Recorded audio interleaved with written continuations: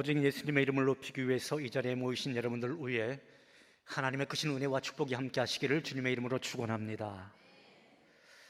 여러분 혹시 몸살 난 분 안 계신가요? 남자 성도분 가운데 오랜만에 아내를 안고 림보 게임을 하시느라 어디 다치신 분 안 계신가요?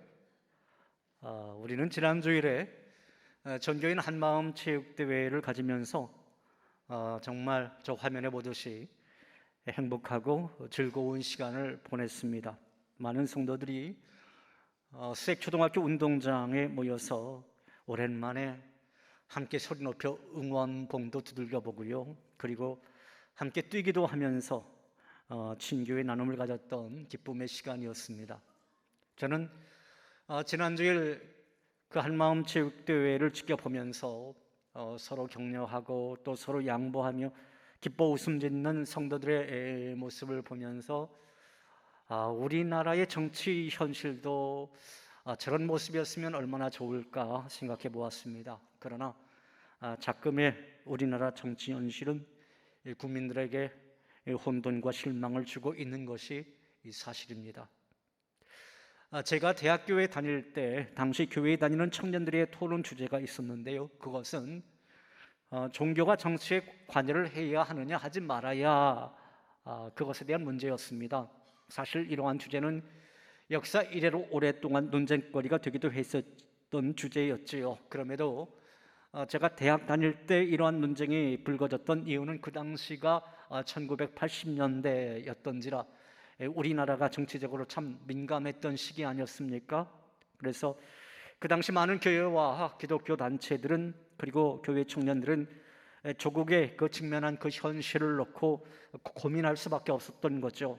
과격하게 정부에 저항하는 단체들도 있었고요, 아주 현실을 외면하는 단체나 교회들도 있었습니다. 그리고 이 문제에 대해서 정말 분명하게 태도를 취하는 것이 그때 당시는 참으로 두렵고 어려웠던 그런 시기였습니다. 그래서 이제 그 당시에 외국의 신학들을 들여와서 우리나라의 그 문제를 해결해 보려는 실마리를 한번 풀어보려고 시도도 했었지요. 그래서 이제 미국의 흑인 신학이라든지요, 남미의 해방 신학, 그리고 몰트만의 희망의 신학에 기대를 걸기도 했었습니다. 그래서 이제 복음주의 신학자들은 저 화면에 보이는 그 몰트만이라고 하는 그 신학자를 우리나라에 이제 초청을 해서 강의를 하게끔도 했었습니다. 우리가 직접 말하기 참 어려우니까 외국에서 이런 신학의 대가들을 불러들여서 그렇게 강연을 시도해 보았지만은, 그러나 그렇다고 해서 그들의 입에서 기대했던 그런 속 시원한 해답은 나오지 않았습니다. 그러면서 외국 신학에 기댈 것이 아니라 우리 스스로 이 신학의 문제를 찾아봐야 되지 않겠는가, 그러한 의식이 일어나더니 소위 민중신학이라고 하는 말까지 나오기 시작했습니다. 그러나 여러분들도 잘 아시다시피 그 민중신학은 더 많은 모순과 또 신학적 문제를 낳기도 했었지요. 아무튼 그 많은 사람들이 그 민주화 운동에 참여하면서 교회에서는 자연스럽게 이 문제가 불거졌는데요, 종교 일치를 주장하는 쪽에서는 정치하는 사람들이 지금 잘못하고 있으니까 그리스도인들이 이 광장에라도 나가서 정치를 바로 잡아야 한다, 그런 주장이었고요. 종교 분리를 주장하는 쪽에서는 종교는 정치의 어떠한 경우에도 개입해서는 안 된다라고 하는 주장을 펴서 광장에 나가면 안 된다라는 그런 논리였습니다. 그리고 이 두 주장은요, 오랫동안 평행선을 긋기도 했었죠. 사실 세계 역사를 살펴보면 종교 일치가 되었던 그런 시대가 있었어요. 중세시대가 바로 그런 시대였죠.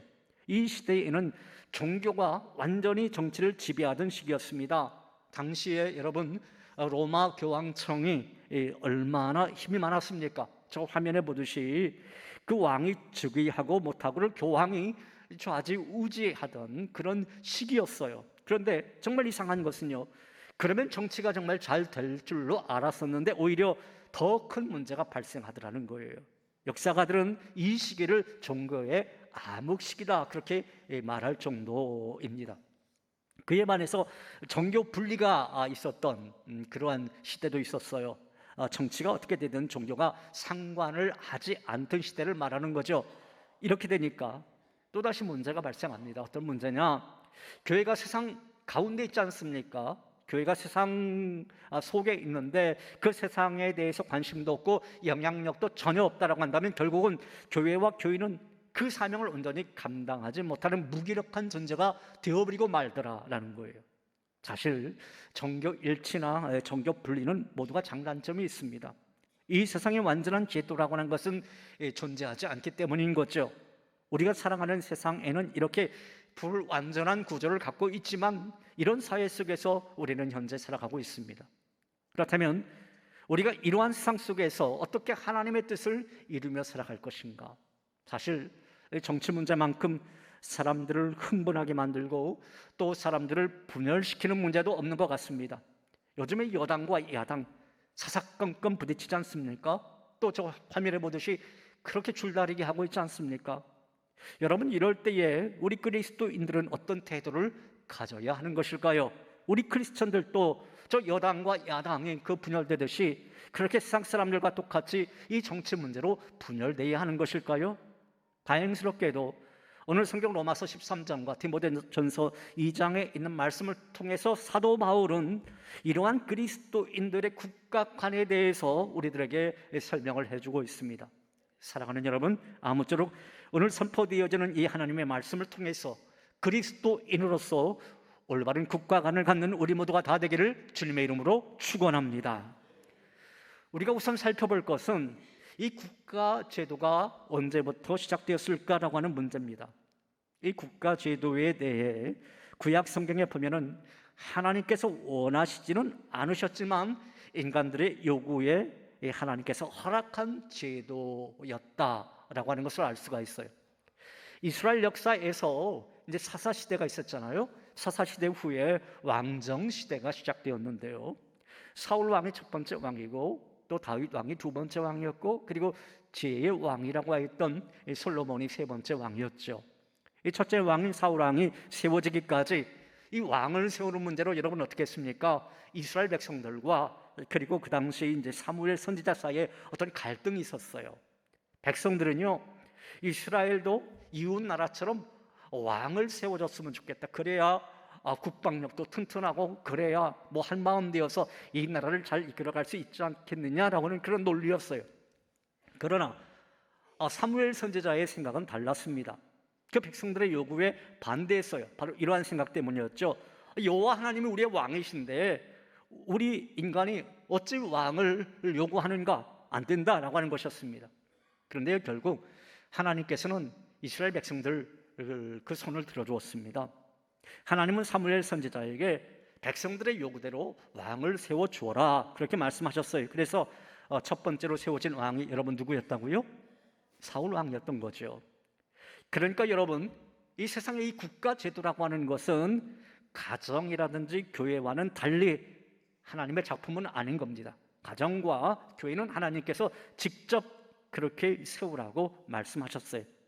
자, 그러니까 국가는 하나님이 주도적으로 세우신 제도는 아니지만 그저 하나님께서 인간 사회의 질서를 위해서 그 국가 제도를 허락해 주셨다. 이렇게 이해를 하면 되겠습니다.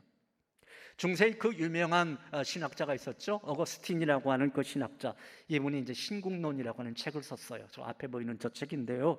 어거스틴은 이 신국론이라고 하는 책에서 이런 말을 합니다. 그리스도인들은 두 왕국 속에 살아가게 된다.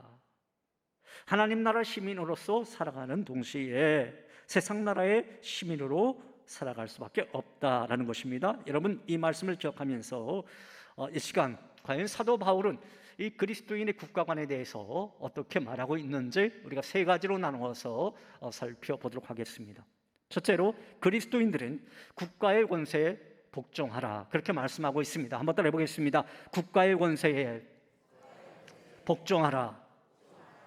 정말 어떻게 보면 이 말씀은 뭐 듣는 사람에 따라서 거북할 수도 있는 말씀인데요. 그러나 성경은 그렇게 분명히 말씀하고 있어요. 오늘 본문 로마서 13장 1절 말씀 같이 읽어보죠. 각 사람은 위에 있는 권세들에게 복종하라. 권세는 하나님으로부터 나지 않음이 없나니 모든 권세는 다 하나님께서 정하신 바라. 바울은요 단호하게 말씀하고 있어요. 세상의 권세에 복종하라, 순종하라라는 거예요. 제가 말씀드렸지만 좀 이 말씀에 대해서 거북하게 생각하는 분도 분명히 있을 것입니다. 그렇다면 왜 바울이 갑자기 이 세상의 정치 문제에 대해서 로마서에 언급하고 있는 것일까? 여러분, 로마서를 쭉 읽어보면 로마서 1장부터 11장까지는 어떤 그 교리적인 문제에 대해서 쭉 이야기를 하고 있잖아요. 그리고 12장부터는 실천편에 대한 것인데 12장에서는 우리가 예배자로서 어떻게 하나님과 우리와의 관계를 가질 것인가에 대해서 말씀하다가 갑자기 13장으로 넘어와서 이 그리스도인들의 이제 국가관에 대해서 이제 말씀하고 있습니다. 근데 왜 이 문제를 로마서 13장에 기록을 하고 있을까? 그 배경을 우리가 살펴볼 필요가 있어요. 당시에 바울로부터 본서신을 받아 읽게 될 로마의 교인들은요, 대부분이 유대인들이었어요. 그들은 로마 정부의 지금 지배 아래 놓여 있는 겁니다. 식민지 백성으로서 어렵게 살아가고 있기 때문에 항상 로마 정부에 대해서 어떤 반감이 있었습니다. 그 중에는 극단적인 행동을 서슴지 않는 사람들도 있었고요. 또 대부분의 많은 사람들이 이 로마 황제를 자기들의 지도자로 인정하지 않았습니다. 유대인의 지도자는 오직 하나님밖에 없다고 믿었기 때문에 세상의 왕은 아예 인정하려고 들지 않았던 거죠. 그들은 더 나아가서 로마 정부의 세금을 바치는 것을 거부했었습니다. 이러한 분위기로 인해서 로마 안에 있는 그 유대인 그리스도인들은요, 정말 어려운 그 위기에 놓여 있게 되었어요. 이 같은 처지에서 바울은 이 로마서 13장을 지금 시작하고 있는 겁니다. 바울은 이러한 유대인들에게 너희가 국가 아래 살고 있는 이상 국가에 대해서 그 백성으로서 책임이 있다라고 하는 것을 말하고 있는 거예요. 그것이 권세자들에게 복종하라라는 것입니다. 여러분, 어느 한 나라를 보아도 그렇고요, 역사를 보아도 우리가 잘 알 수 있는 것은요, 권세자들이 정말 백성을 사랑하고 정직하고 겸손한 지도자들이 있는데 이런 그 권세자들에게 굴복하는 것은 참 쉬워요. 여러분, 그렇잖아요, 그렇죠? 여러분은 세종대왕을 존경하시나요? 존경하지 않으시나요? 존경하죠. 우리나라 사람이라면 세종대왕은 존경합니다. 왜? 그분이 정말 백성들을 위해서 좋은 일을 많이 했잖아요. 그러니까 그분에게 뭐 존경하라, 굴복하라 그런 말을 하지 않아도 뭐 자연적으로 이 고개가 숙여집니다. 그런데 그렇지 않은 권세자들에게 우리가 굴복하는 거, 여러분 어떻습니까? 정말 어려운 일 아니겠습니까? 세상에는 무능한 권세자도 있고요, 부패한 권세자도 있고요, 탄압하는 권세자도 있어요. 이런 지도자에게 복종하는 것은 쉽지가 않습니다, 솔직히. 그런데 하나님은 바울을 통해서 오늘 로마서 13장 1절에 분명하게 이 권세자들에게 복종하라 이렇게 말씀하고 있더란 말이죠. 그렇다면 왜 우리가 이런 권세자들에게 복종해야 하겠는가? 그 이유에 대해서도 그 13장 1절 그 하반절에 말씀해 주고 있습니다. 자, 우리 조금 전에 함께 읽은 말씀 중간 부분부터 우리 자막을 보면서 같이 읽어봅니다. 권세는 하나님으로부터 나지 않음이 없나니 모든 권세는 다 하나님께서 정하신 바라. 여러분, 그 권세를 누가 주셨다고요? 우리가 좋건 싫건 하나님이 주셨다라고 하는 거예요. 그러니까 하나님이 주신 그 권세에 순복하라는 것입니다. 그런데 여기에서 권세라고 하는 것은요, 대통령과 같은 최고의 통치자만을 말하는 것이 아닙니다. 이 사회를 이끌어가는 직분을 가진 모든 사람을 가리키는 거예요. 여러분, 가정을 보아도 그래요. 부모에게는요, 하나님께서 부모에게 주신 권세가 있어요. 이것도 역시 하나님이 세워주신 권세다라고 하는 거예요. 직장에도 권세가 있는데요, 이것도 역시 하나님이 주신 권세다라는 거예요. 여러분, 권세를 가진 사람들은 자기 자신의 실력으로 그 권세를 가졌다 생각할지 몰라도 그 모든 권세는 하나님이 주셨다라는 것입니다. 하나님이 세워주어서 그 자리에 앉게 된 거예요. 예수님께서도 이것을 인정하셨습니다. 예수님이 로마 총독이었던 빌라도에게 붙잡혀서 재판을 받으신 적이 있잖아요. 우리가 잘 아는 대로 그 예수님이 받은 재판은 죄 없는 사람을 죽이려고 음모를 꾸민 불법 재판이었습니다. 재판정에서 빌라도와 예수님이 주고받은 그 대화가 있어요. 그 대화 가운데 이런 말씀이 있습니다. 먼저 빌라도가 예수님에게 말을 합니다. 요한복음 19장 10절 말씀인데요, 이 말씀 같이 읽어볼까요? 빌라도가 이르되 내게 말하지 아니하느냐, 내가 너를 놓을 고난도 있고 십자가에 못 박을 고난도 있는 줄 알지 못하느냐. 그러니까 빌라도는 예수님을 석방할 고난도 있고 죽일 고난도 있다라고 협박하면서 한 말이에요. 그런데 이 말을 듣고 계시던 그 예수님이 대답을 합니다. 로마서 19장 11절 상반절 말씀입니다. 같이 이 말씀도 읽어봅니다. 예수께서 대답하시되 위에서 주지 아니하셨더라면 나를 해할 권한이 없었으니. 이 말씀을 현대어 선역에서 성경에서 보니까 이렇게 표현하고 있더군요. 네가 하나님으로부터 총독의 권세를 받지 않았더라면 나를 그렇게 다룰 수 없었을 것이다. 여러분, 이게 무슨 말씀인가요? 비록 이 재판이 불법 재판이라도 빌라도 당신이 가진 재판은 하나님으로부터 온 것이기 때문에 나 그거 인정하겠다, 그런 말씀인 거예요. 여러분, 이렇게 우리는 하나님이 주신 권위를 인정할 줄 알아야 하는 것입니다. 모든 권위는 하나님께서 주셨다라고 하는 거예요. 일테면 오늘 우리 찬양대, 오늘 찬양 정말 잘하셨어요. 예, 처음에 잔잔히 하시다가 정말 나중에 임팩트 있게 탁 찬양을 아주 잘하셨어요. 이 찬양 지휘 오늘 누가 하셨죠? 예, 홍경인이라고 하는 지휘자가 있어요. 예, 홍경인 지휘자님에게 하나님이 주신 권위가 있는 거예요. 물론 당회에서 임명하고 그런 권위지만 이 찬양대 지휘자로서 주어진 권위, 곡을 해석하고 곡을 내 그 생각대로 연주할 권위가 주어진 겁니다. 그리고 찬양대원들은 지휘자의 권위를 인정하고 따라줘야 하는 거예요. 그래야 찬양대가 유지가 되는 거죠. 지휘자 권위 인정하지 않고 나는 그런 식으로 찬양 않겠습니다. 이 부분에서는 크게 찬양하라고 하는데 이 부분에서는 작게 하고, 이 부분에서는 작게 하라고 하는데 이 부분에서는 크게 하고. 여러분, 그런 찬양대원들은 어떻게 해야 될까요? 그만둬야 되는 겁니다. 예, 아버지 하는 분이 있어요. 예, 왜? 그래야 찬양대의 질서가 유지되는 거죠. 지휘자의 그 권위를 인정하지 않으면 안 되는 겁니다. 여러분, 이렇게 혼돈보다는 질서를 사랑하시는 하나님은 질서를 세우기 위해서 국가제도를 주신 것이고요, 또 지도자의 그 권위에도 복종하라, 그렇게 말을 한 거예요.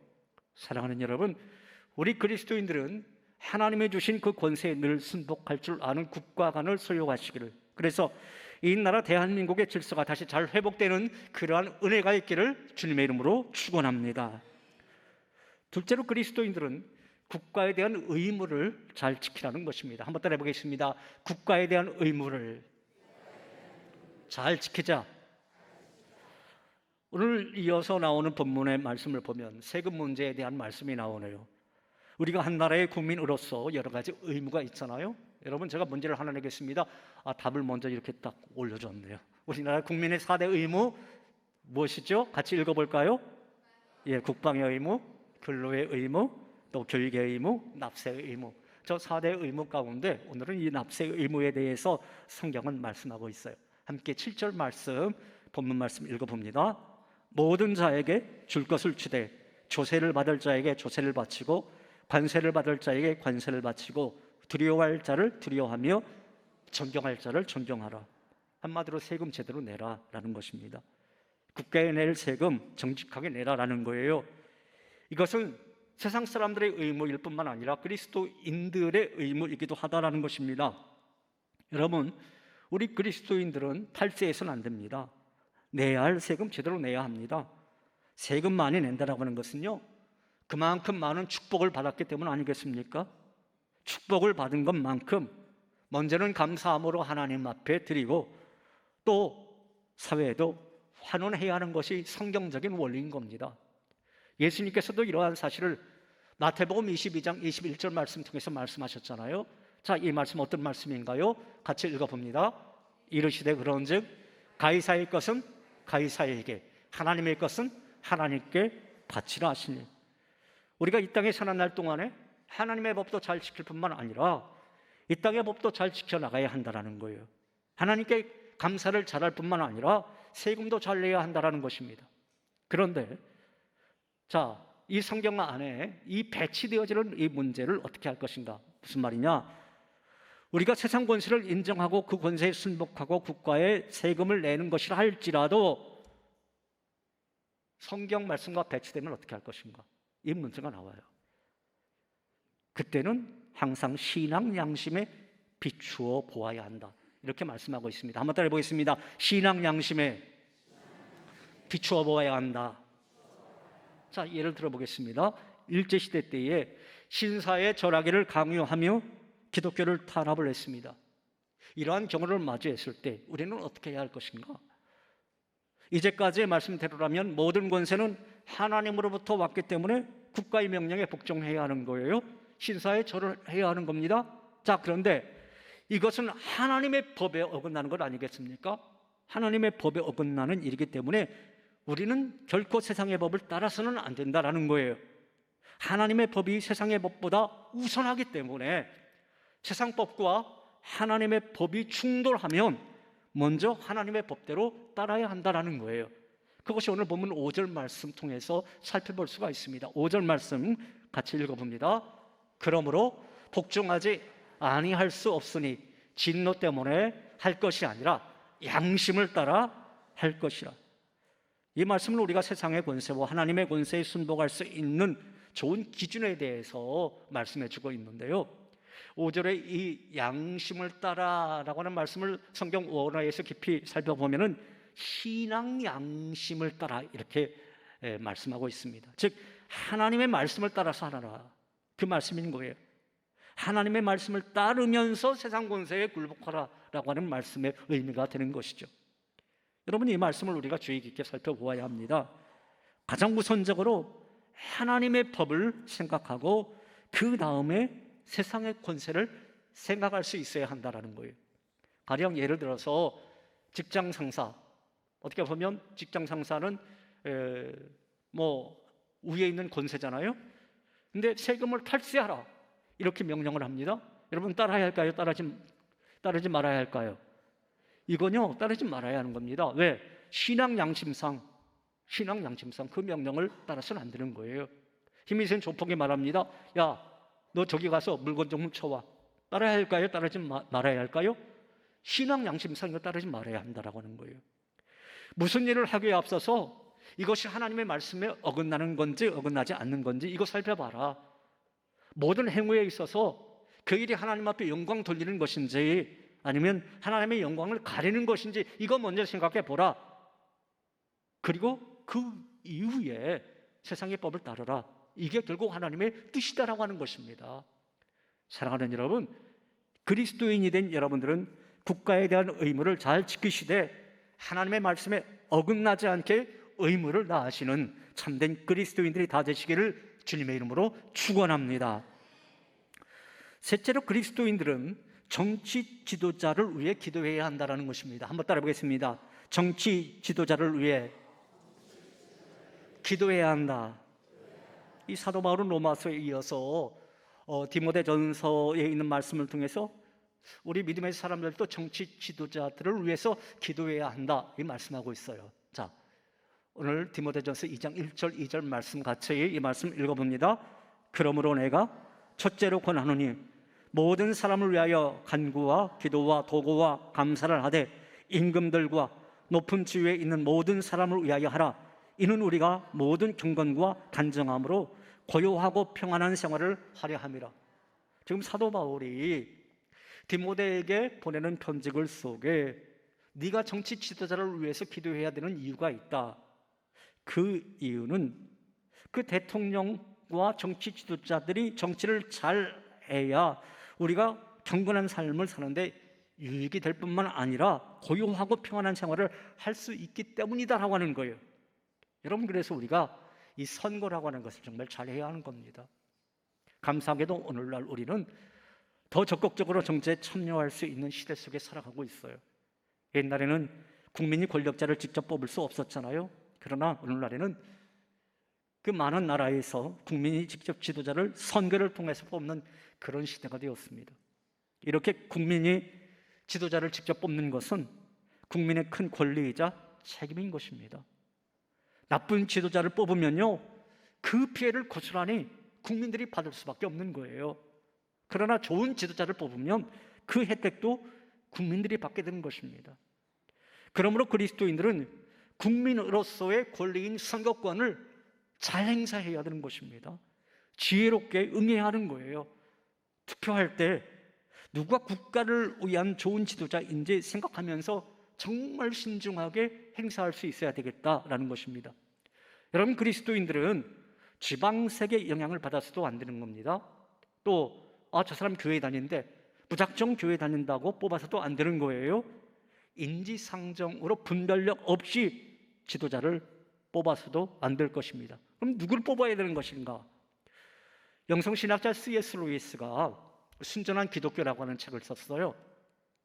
C.S. 루이스는 이 책에서 그리스도인의 정치적 입장은 제3의 입장이어야 한다, 이렇게 말을 하더라고요. 제3의 입장, 이게 무슨 말인가? 그리스도인들은요, 무작정 덮어놓고 보수적인 입장을 취해서도 안 되고, 그렇다고 무작정 덮어놓고 진보적 입장을 취해서도 안 된다라는 거예요. 그러면 어떻게 해야 되느냐? 성경적인 가르침에 따라서 판단해야 한다. 여러분, 그렇잖아요. 성경적인 가르침에 대해서 차별금지법이라든지 동성애라든지 이거 성경이 인정하지 않는 제도. 그러니까 이 부분에 대해서는 어떻게 보면 보수적인 입장을 취해야 되고, 그러나 약자들을 위하는, 외국인 근로자를 위하는 이것들은 어떻게 보면 진보적인 입장을 취해야 되고, 그러니까 사안에 따라서 우리는 올바른 판단을 해야 한다. 성경적인 시선, 하나님이라면 어떻게 할 것인가? 하나님의 시선으로 판단하면서 기도하면서 그 입장을 취할 수 있어야 한다라고 하는 것이 C.S. 루이스의 제3의 길이라고 하는 그러한 말인 것입니다. 사랑하는 여러분, 이틀 후에 대통령 본선거가 있습니다. 그때 그리스도인들이 결코 세상의 정치 이데올로기의 노예가 되는 것이 아니라 성경적인 가르침대로 투표하시는, 그리고 무엇보다도 이 나라의 정치 지도자들을 위해서 더욱 기도하시며 투표하시는 여러분들이 되시기를 간절히 소망합니다. 이 시간 우리 함께 찬양하죠. 아까 불렀던 찬양 나의 백성이라고 하는 이 찬양 우리 같이 찬양해 보겠습니다.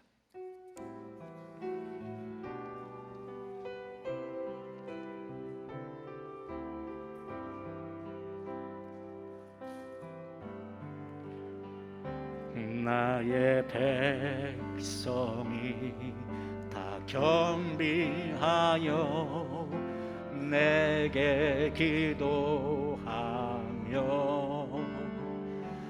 나의 얼굴을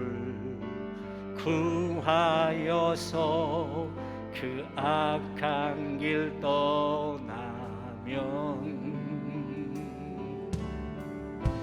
하늘에서 듣고 죄를 사하며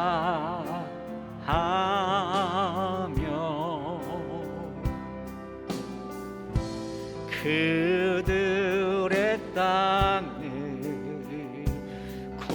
고치리라.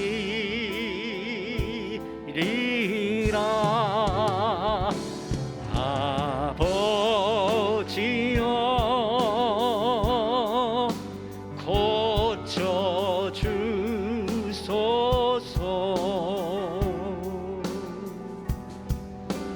이 나라 주의 것 되게 하소서.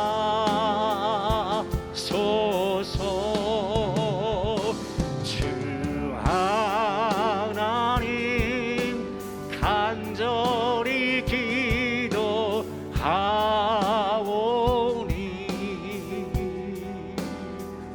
사마리 땅 새롭게 하소서. 무릎 꿇고 다 경비하여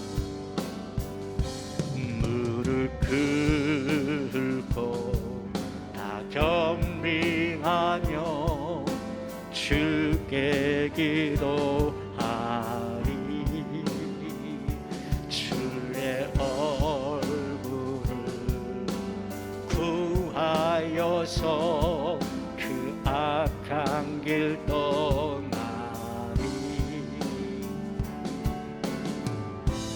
주님의 자비로 죄를 사하며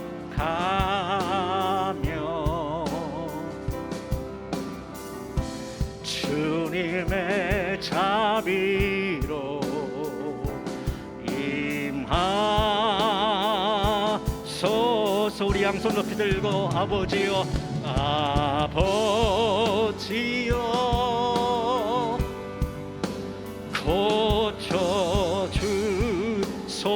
고쳐주소서. 이 나라 주의 것 되게 하소서. 주 하나님 간절히 기도하오니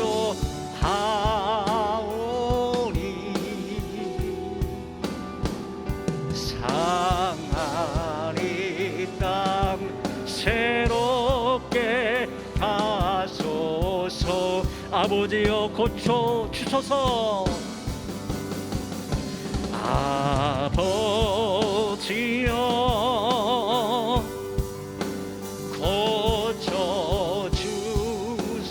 고쳐주소서. 이 나라 주의 것 되게 하소서. 주 하나님 간절히 기도하오니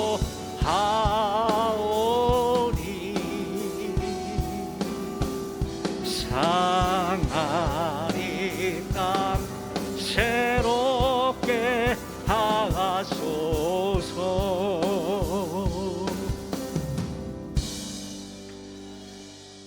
성경에 보면 모세는 진정한 애국자였습니다. 나라 없이 애굽에 종살이 하던 민족을 위해서 자기 한 목숨을 내던졌습니다.